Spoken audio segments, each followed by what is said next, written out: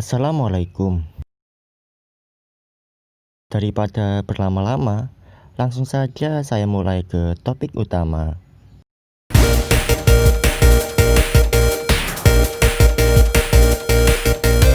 Infrastruktur jaringan merupakan sebuah kumpulan sistem komputer yang saling berhubungan dan dihubungkan oleh berbagai macam bagian dari sebuah arsitektur telekomunikasi.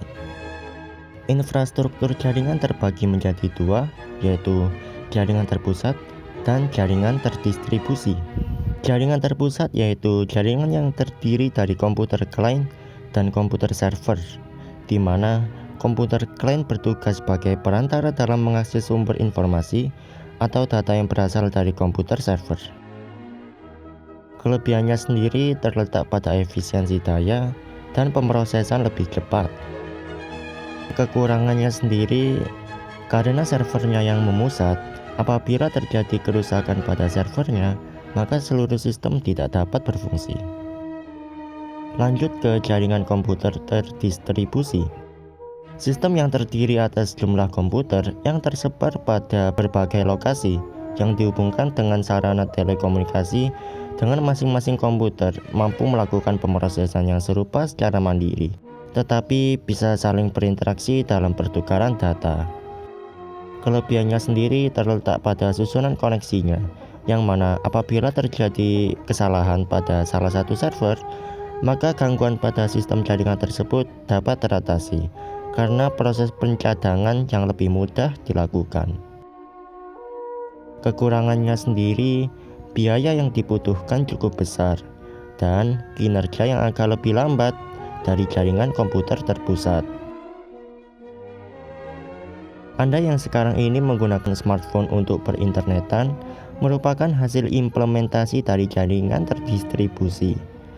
Karena rentang komunikasinya yang cukup jauh, bahkan bisa menembus ke seluruh dunia. Selain itu, implementasi jaringan terdistribusi juga dipakai di data center. Apa itu data center? Data center merupakan fasilitas yang digunakan untuk menempatkan sistem komputer dan komponen-komponen terkaitnya, seperti sistem telekomunikasi dan penyimpanan data. Kriteria perancangan sebuah data center secara umum antara lain adalah ketersediaan. Data center harus dibuat sebisa mungkin mendekati zero failure untuk seluruh komponennya, agar mampu memberikan operasi yang berkelanjutan. Flexibility. Data center harus mampu beradaptasi dengan pertumbuhan kebutuhan yang cepat, tanpa melakukan perubahan yang cukup berarti bagi data center secara keseluruhan. Yang ketiga, security. Data center menyimpan berbagai aset perusahaan yang berharga. Oleh karenanya, sistem keamanan dibuat seketat mungkin, baik pengamanan secara fisik maupun pengamanan non-fisik.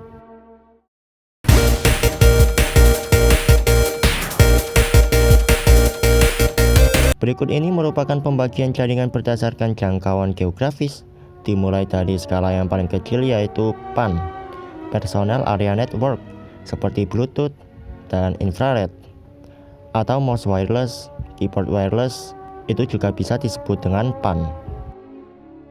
Lalu kemudian LAN, Local Area Network, menghubungkan antar komputer dalam satu wilayah atau lokasi agar dapat terhubung antar komputer dan perangkat dalam sebuah jaringan.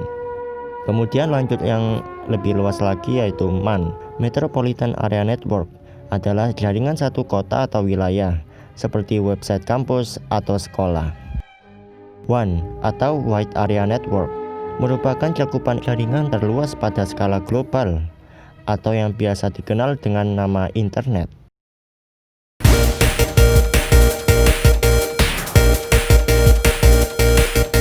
Jaringan internet berdasarkan aksesnya dibagi menjadi dua. Yang pertama adalah internet, yang kedua adalah intranet. Apa sih perbedaannya? Begini, anggaplah kita memiliki komputer A dan komputer B. Komputer A ingin membagikan layarnya ke komputer B. Kalau kita menggunakan internet, maka jalur komunikasi dari komputer A disimpan dulu di cloud, baru kemudian diteruskan ke komputer B. Kalau kita menggunakan intranet, maka jalur komunikasinya langsung menuju ke komputer B. Paham?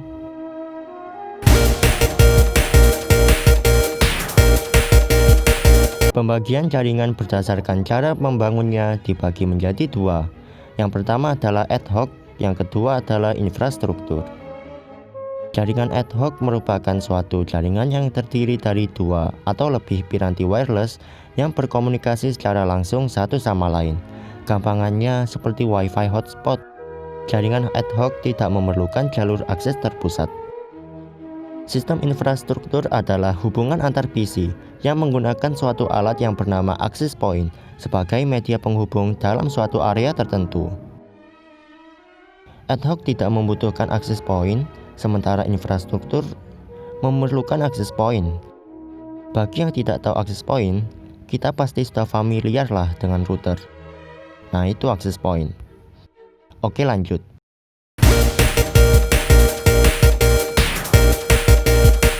Pembagian penggunaan jaringan kabel dibagi menjadi dua.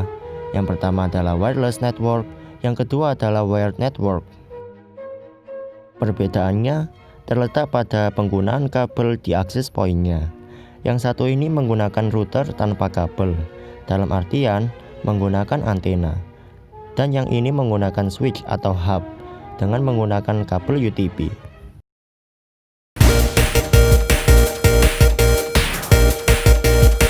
Topologi jaringan ada 6. Yang pertama adalah bus topologi. Kelebihannya yaitu sederhana dan relatif murah. Kekurangannya, jika terjadi koneksi putus, maka akan mengganggu komputer yang lain. Ring topologi. Kelebihannya yaitu sama seperti topologi bus, yaitu biayanya yang murah, namun memiliki performa yang lebih baik dari topologi bus. Mudah diimplementasikan juga. Kekurangannya, karena instalasinya yang melingkar, satu koneksi putus, semua juga ikut terputus. Star topologi.